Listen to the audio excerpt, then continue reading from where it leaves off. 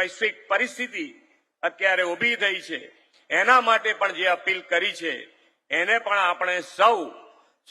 વિવેકપૂર્વક ઉપયોગ કરી અને એનું પણ સમર્થન કરીએ અને મને વિશ્વાસ છે કે આપ પણ આ જે અપીલ કરી છે એ અપીલ આપણા જીવનમાં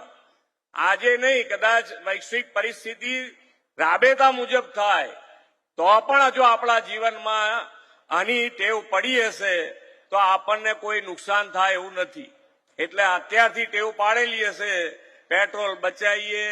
સોનું ખરીદવાનું કદાચ ઓછું કરીશું પાણી બચાવીએ ઇલેક્ટ્રિસિટી બચાવીએ તો એ બધું જ આપણા જીવનને પણ ખૂબ મોટો લાભ કરવા વાળું છે તો આપણે સૌ સાથે મળી અને વડાપ્રધાનની અપીલને પણ એટલી જ વિવેકપૂર્વક એનો ઉપયોગ કરીએ